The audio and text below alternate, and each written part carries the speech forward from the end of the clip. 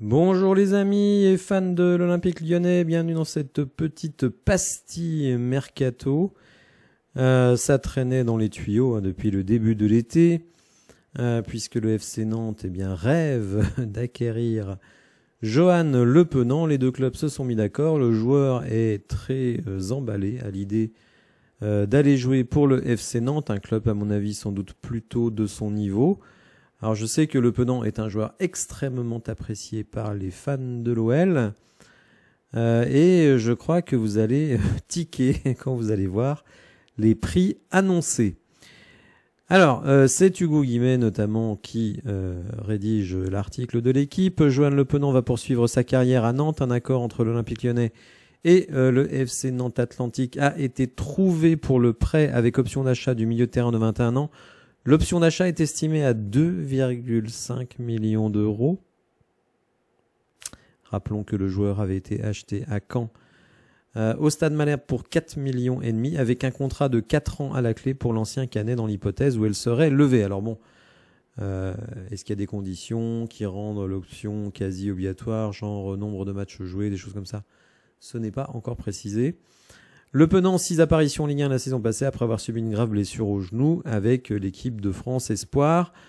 Il jouera d'ailleurs peut-être ce soir face à l'Égypte en demi-finale des JO. Vraiment, on attend ce match avec une certaine impatience puisqu'on y retrouvera Maxence Cacré et peut-être donc Johan Le Penant et Ryan Cherki.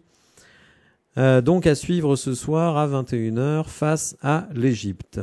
Deuxième petite info, qui là est très décevante pour beaucoup de monde, déjà pour le joueur qui là aussi était plutôt content de retrouver un club pro, peut-être un projet dans lequel il peut s'inscrire sur du long terme, je ne sais pas, c'est Florent Sanchez, connu aussi sous le nom de Florent da Silva, qui donc avait trouvé un accord avec Troyes. Le club de l'OL avait libéré le joueur de son contrat, ne demandait pas d'indemnité de transfert, il y avait juste une plus-value, 25% sur la future plus-value, mais bon, je suis pas certain qu'on fasse des plus-values sur Florent Sanchez. Et l'équipe nous apprend que le transfert est ni plus ni moins que annulé. Alors là, vraiment.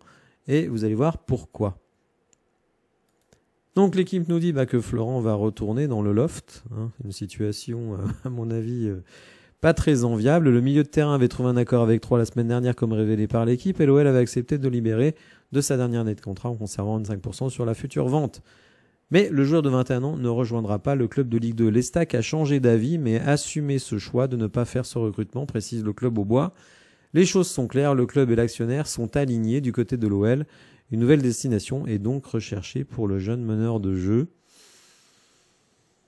Bon, alors entre les joueurs qu'on n'arrive pas à faire partir, ceux qu'on arrive à faire partir, je dirais, à des tarifs quand même extrêmement faibles, parce que moi, Le Penant...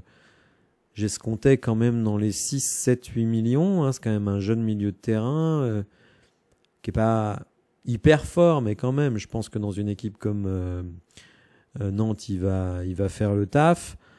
Donc 2,5 millions d'options d'achat, je trouve ça quand même vraiment bradé. Voilà, en tout cas, c'est mon point de vue. Voilà, vous voyez, c'est rapide, petite pastille. N'hésitez pas à me dire ce que vous pensez de tout cela dans les commentaires. Si vous avez apprécié la vidéo, n'hésitez pas à la liker, à vous abonner à la chaîne. Et je vous dis à bientôt pour de nouvelles infos. Merci, au revoir.